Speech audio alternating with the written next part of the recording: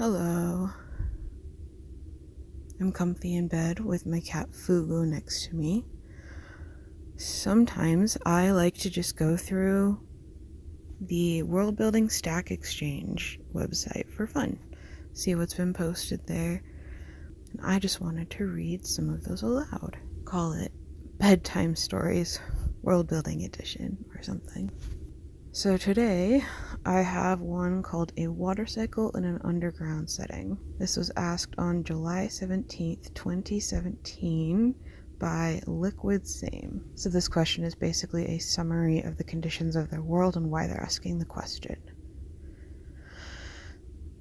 The ozone layer depleted beyond reasonable levels, and life on the surface has become impossible, and life migrated underground in giant caves connected together by tunnels. Some of those caves have access to underground rivers or aquifers, but some don't. That's the case of one of the biggest caves, size depends on what fits your answer, holding the principal city and many fields. In order to maintain this city and fields, water is necessary, hence the need for a water cycle. What should the characteristics of my cave be in order to sustain a water cycle? Bullet point note, the cave has access to sunlight with a day and night cycle. Before I get to the comments, I want to read one question and answer thread, which gives one more important detail about the setting. Question asked by Hifne on July 17th. You can't eliminate influences from the surface for this, since the path the water takes is likely to be on the surface at some point. What's the reason folks fled underground? Liquid Same answers. The ozone layer became too thin and most of the surface is an irradiated wasteland. Some caves' roofs are full of crystals that filter most of the UVB and let light go through. So it sounds like some of these caves may have somewhat transparent ceilings. Now for the answers. This one is by Ash on July 17th. The cave doesn't need a natural water cycle of any kind. It's a site of major habitation, so water will be brought in to accommodate local necessity. Groundwater systems will probably be unaffected by the loss of surface biomes, although human activity may be an issue in some areas, pollutants, interruptions to natural lines of flow because of mines, etc., and water quality be adversely affected by loss of topsoil. Water will be available for rerouting to sites where it's needed. LA survives only because of water piped in from elsewhere, so does Las Vegas. It's a huge engineering task, but not insurmountable. Here's another answer by L. Dutch. The water cycle on the surface requires a few kilometers in the up direction from sea level to the full extent of the troposphere, and a few thousand kilometers on the surface. Water evaporated on the ocean falls as rain or snow on land and from there returns to the ocean. Unless you want to call the planet a cave with transparent ceiling, this cannot apply to a cave. The closest you can get is an equilibrium between evaporating water and condensing water through the air humidity. This will be particularly relevant when during the day your cave can become warmer and more humid, and then overnight the moisture can condense back on colder rocks. But this is just a smaller step in the cycle listed at the beginning of my answer. User Raf answers, this sort of cave actually exists for real. For example, China has the Wang Dong, and Vietnam has the Song Dung Cave. These caves are so big that they have their own weather systems. Liquid Same replies to the comment, they have their own weather system, but do they have their own water cycle? I'm not sure one implies the other. Still, that is not something I knew of, and that looks really cool. User Wilk leaves another comment. If Earth's surface had too much UV for life, it would still have a water cycle. There would still be rain and rivers. You could divert water from topside streams or rivers to come down and water your fields. Just because you cannot farm up there does not mean people with wide-brimmed hats cannot go up and dig irrigation canals. Or, better, just dig a reservoir or use an existing one like a lake. Put in a water-filled pipe leading to your cave and water will siphon down to you. Bonus, the water will taste great because it has been UV sterilized. Ooh, I hadn't considered the sterilization angle. Your scheme reminds me of the Forestier underground gardens in Fresno. User Raditz comments on this comment, you often have the best ideas, but a tiny small nitpick. If there has been an apocalypse and humans have left the surface, that means their stuff is still there.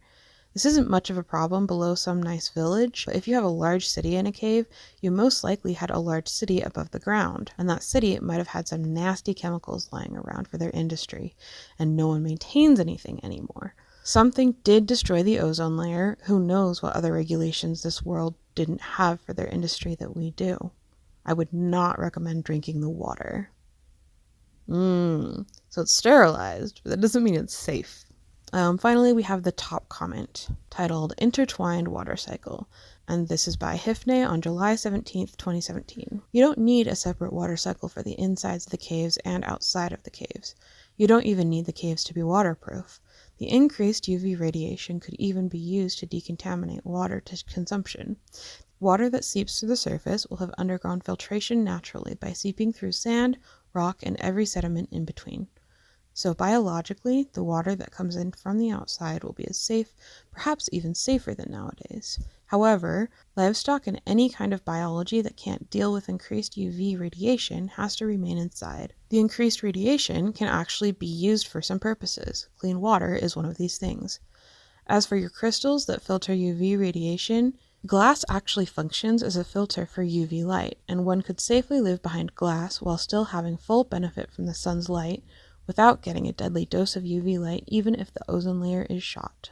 Liquid Same replies, "That's even more than I asked. Thanks a lot." Carl Kevinson replies to the thread, "Regular glass stops UVB, the one that gives you sunburns, but UVA penetrates unless the glass is specifically treated to prevent it. That would still be a long-term risk."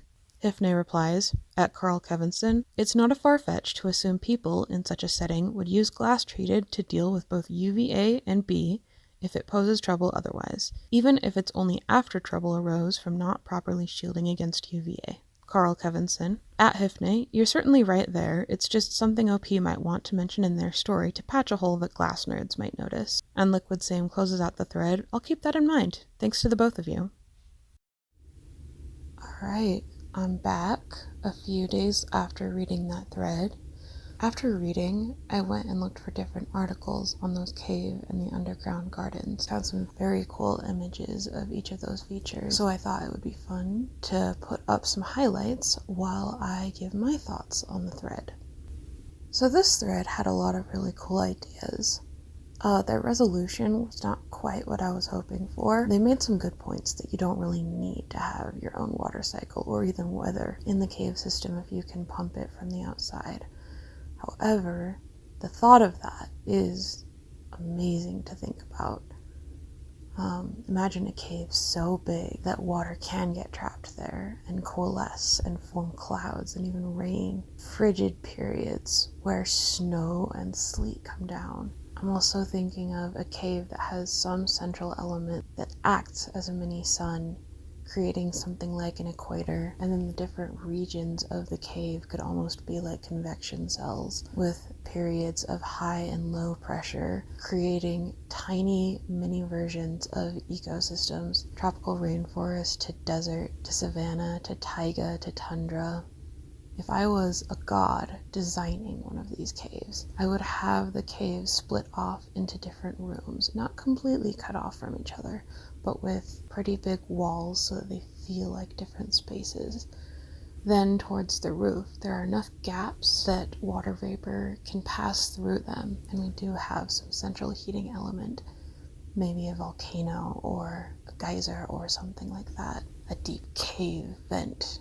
It doesn't have to be practical or recreatable on our planet because this is design, but that heating element enables water to evaporate and start collecting, and then the holes in the different sections near the roof allow the water to pass through so that each room of the cave is a different ecosystem. That's just such a cool idea. I definitely want to world build it.